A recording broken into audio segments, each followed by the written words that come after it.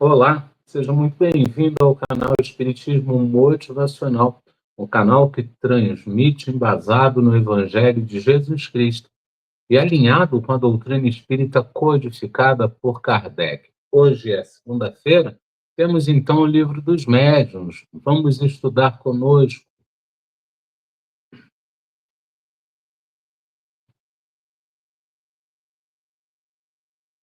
Que esta semana, Senhor, se inicie com a tua graça, com o teu olhar e com os aprendizados que nos deixou o Mestre Jesus Cristo. Possamos contar mais uma vez com os mentores e com os irmãos do plano corpóreo e espiritual. Que esta seja uma semana plena e que mesmo com o advento do Natal, a confusão das festas de fim de ano, que consigamos centrar no motivo principal de todo esse movimento, que é a celebração ao Mestre Jesus. Igualmente, pedimos ao bom Pai pelo nosso desenvolvimento, que consigamos desenvolver-nos na vida, no trabalho, na família, na saúde, e que possamos desenvolver em todas as áreas de que necessitamos para nos melhorar. E assim possa ser, graças a Deus. Senhor, fazei de mim um instrumento de vossa paz. Onde houver ódio, que eu leve o amor. Onde houver ofensa, que eu leve o perdão. Onde houver discórdia, que eu leve a união.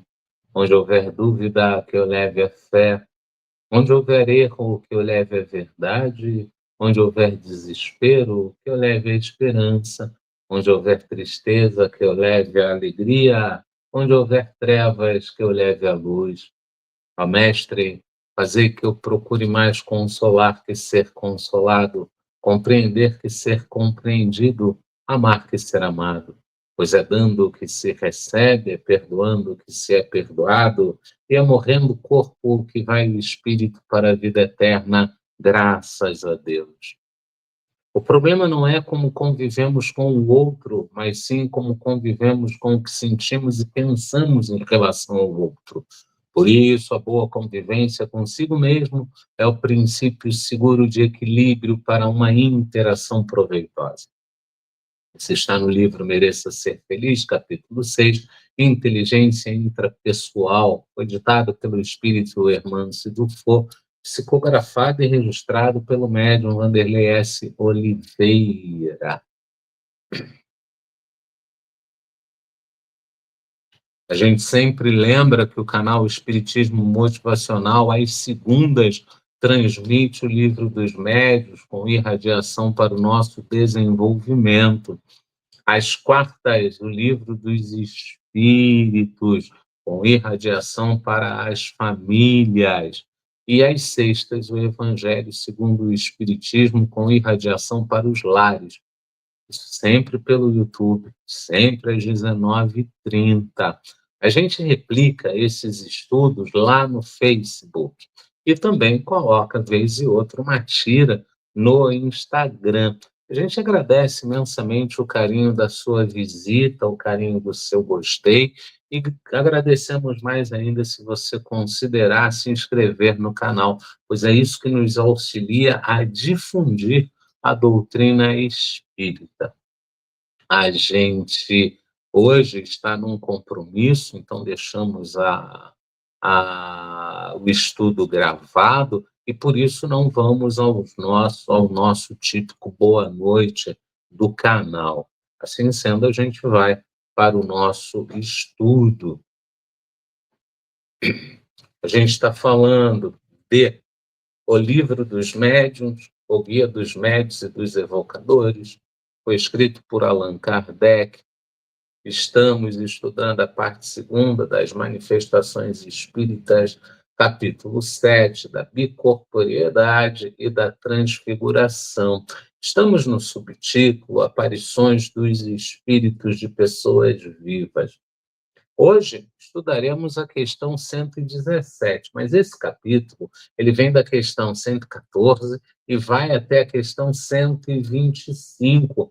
Portanto, são 12 semanas, serão 12 semanas de estudos. Hoje a gente chega a um terço desse tempo, que é na quarta semana. As aparições, aparições de pessoas vivas é o subtítulo, então ele vem da questão 114, vai até a questão 118. Serão 5 semanas de estudos e hoje a gente chega à quarta semana. Esse estudo ele começou no dia 1º de dezembro de 2025 e vai até 29 de dezembro de também 2025. Hoje, a gente tem a sequência daquelas perguntas, daquele trabalho que Kardec apresenta as questões da bicorporeidade. Na semana passada, ele trouxe a história que está, inclusive, na Revista Espírita, e ele trouxe ali para nos auxiliar. Hoje ele continua nessa mesma toada, só que indo por um outro caminho. Vamos apreciar. Eis aqui, agora, outro fato ainda mais característico e grande curiosidade teríamos de ver como poderiam explicá-lo unicamente por meio da imaginação. Trata-se de um senhor provinciano que jamais quisera casar-se, malgrado as instâncias de sua família, que muito insistira notadamente a favor de uma moça residente em cidade próxima e que ele jamais vira. Um dia, estando no seu quarto, teve a enorme surpresa de se ver em presença de uma donzela vestida de branco e com a cabeça ornada por uma coroa de flores. Disse-lhe que era sua noiva, estendeu-lhe a mão que ele tomou nas suas, vendo-lhe num dos dedos um anel. Ao cabo de alguns instantes, desapareceu tudo. Surpreendido com aquela aparição, depois de se haver certificado de estar perfeitamente acordado, inquiriu se alguém lá estivera durante o dia.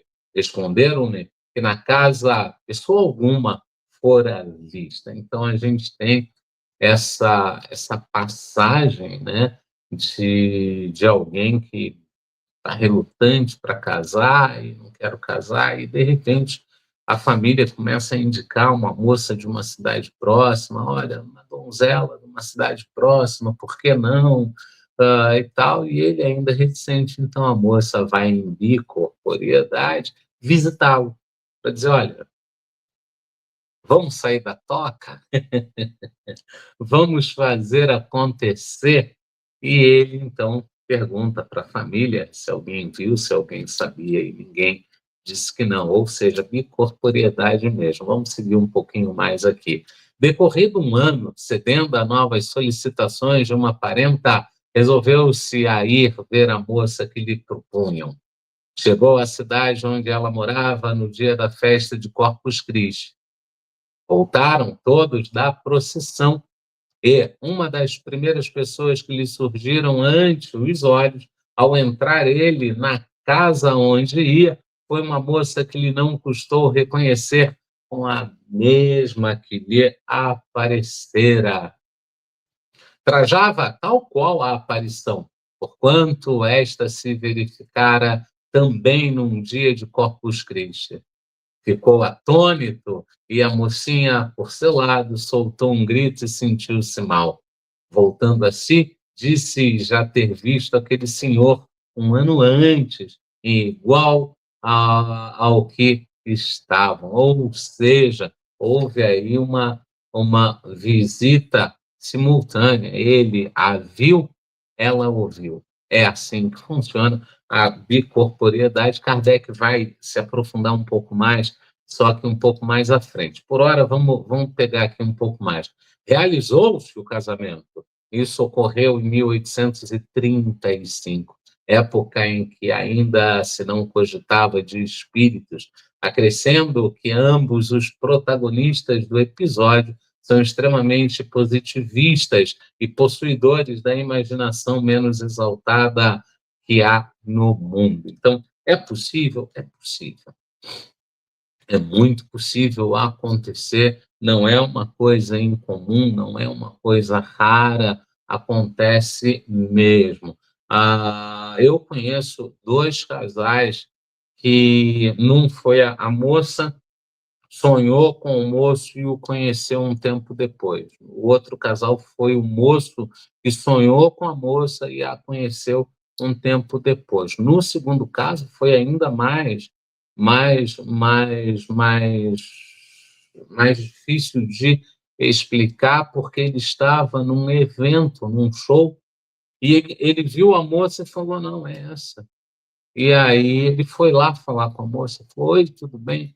Você é a moça que eu vi no meu sonho e a gente vai casar. Ela achou que fosse uma cantada interessante, mas como realmente ele a havia visto, ela se sentiu simpatizada com ele. Ela não se sentiu mal. Ela falou que quando ele falou aquilo, ela achou que era uma cantadinha barata, mas ao mesmo tempo ela se sentiu bem com aquela pessoa. Ela se sentiu realmente entrando num relacionamento. E depois daí nunca mais se separaram, nunca mais se soltaram e estão casados até hoje, né? Kardec ainda traz o fechamento. Vamos a ele. Dirão, talvez, que ambos tinham o espírito despertado pela ideia da união proposta e que essa preocupação determinou uma alucinação. Importa, porém, não esquecer que o marido se conservara tão indiferente a isso que deixou passar um ano sem ir ver a sua pretendida. E é aqui que tudo funciona, né? Vamos um pouco mais. Mesmo, todavia, que se admita esta hipótese, ainda ficaria pendendo de explicação a aparição dupla, a coincidência do vestiário com o do dia de Corpus Christi e, por fim, o reconhecimento físico reciprocamente ocorrido entre pessoas que nunca se viram, circunstâncias que não podem ser produto da imaginação. E realmente você tem dificuldade para acreditar que a imaginação foi tão fértil a ponto de desenhar rosto, corpo e, inclusive, a roupa do dia do encontro. Quer dizer, como assim? Foi a bicorporeidade auxiliado pela espiritualidade amiga, né?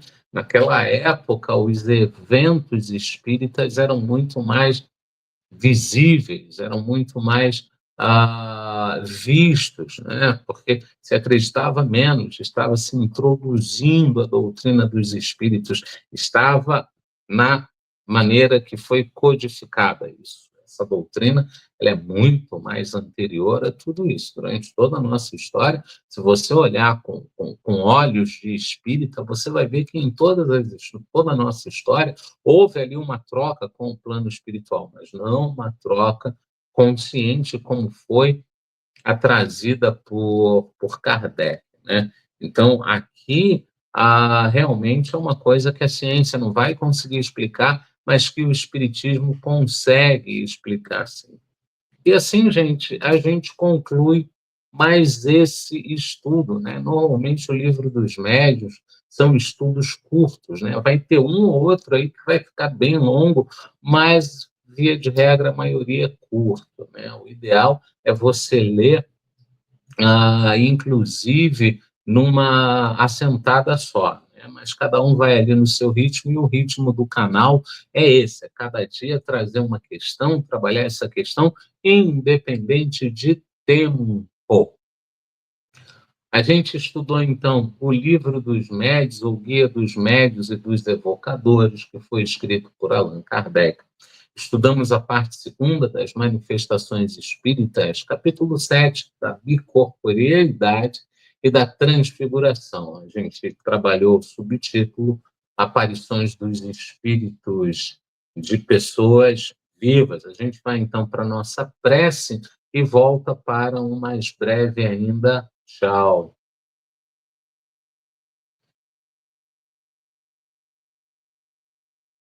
Prece de Caritas. Deus, nosso Pai, que sois todo poder e bondade, dai a força àquele que passa pela provação, dai a luz àquele que procura a verdade, onde no coração do homem a compaixão e a caridade. Deus, dai ao viajor a estrela guia, ao aflito a consolação, ao doente o repouso. Pai, dai ao culpado o arrependimento, ao espírito a verdade, à criança o guia e ao órfão o Pai. Senhor, que a vossa bondade se estenda sobre tudo o que criastes. Piedade, Senhor, para aquele que vos não conhece. Esperança para aquele que sofre. Que a vossa bondade permita aos espíritos consoladores derramarem por toda a parte a paz, a esperança, a fé. Deus, um raio, uma faísca do vosso amor pode abrasar a terra.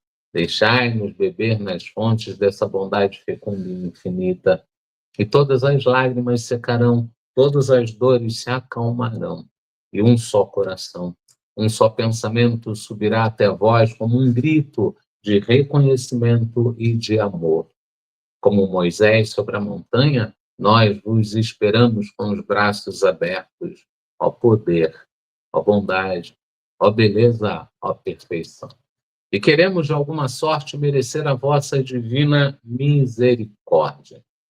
Deus, dai-nos a força para ajudar o progresso, a fim de subirmos até vós.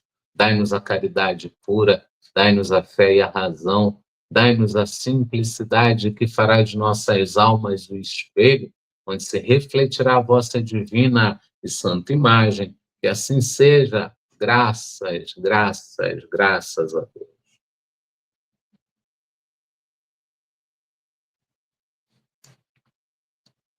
Para aquele que pensa numa reforma íntima, que pensa, olha, eu preciso mudar isso, eu preciso mudar aquilo. Um bom caminho para isso é vigiar e orar. A gente vigia para não cometer os mesmos erros e ora pedindo auxílio para não cair em tentação. E o mais importante é não desistir de você. Você é a peça mais importante para o seu para a sua vida, para o seu quebra-cabeça. Gente, é isso.